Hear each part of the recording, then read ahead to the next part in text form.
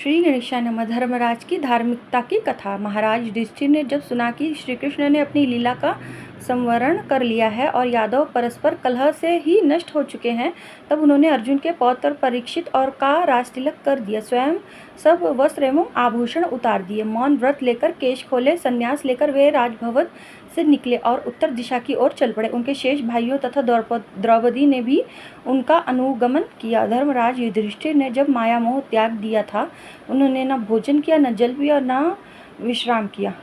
बिना किसी को देखे या रुके वे बराबर चलते ही गए और हिमालय में बद्रीनाथ के आगे बढ़ गए।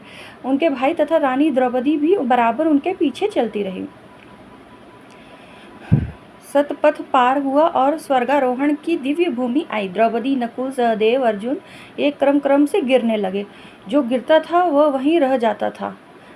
उस हिम प्रदेश में गिरकर फिर उठने की चर्चा ही व्यर्थ है। शरीर तो तत्काल हिम समाधि पा जाता है। उस पावन प्रदेश में प्राण त्यागने वाले को स्वर्ग की प्राप्ति से भला कौन रोक सकता है। युधिष्ठिर न रुकते थे और न ही गिरते थे।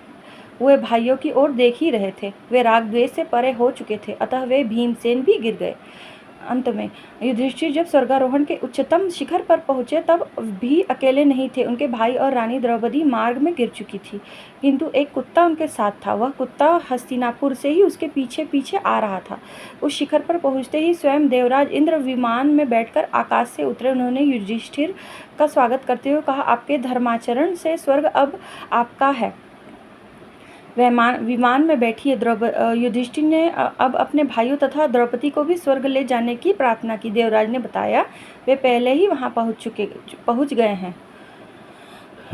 युधिष्ठिर ने दूसरी प्रार्थना की, इस कुत्ते को भी विमान में बैठा लें। इंद्र बोले, आप धर्मज्ञ होकर भी ऐसी बात क्यों करते? स्वर्ग में कुत्ते का प्रवेश कैसे हो सकता है? यह अपवित्र प्राणी मुझे देख सका, यह बहुत है। युधिष्ठिर बोले, यह मेरे आश्रित है।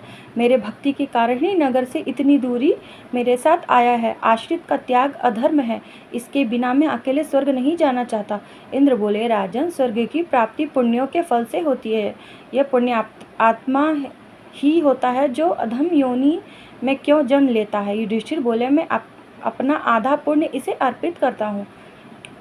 धन्य हो युधिष्ठिर, तुम पर अत्यंत प्रसन्न हूँ। युधिष्ठिर ने देखा कि कुत्ते का रूप त्याग कर साक्षात धर्मदेवता उनके सम्मुख खड़े होकर उन्हें आशीर्वाद दे रहे हैं।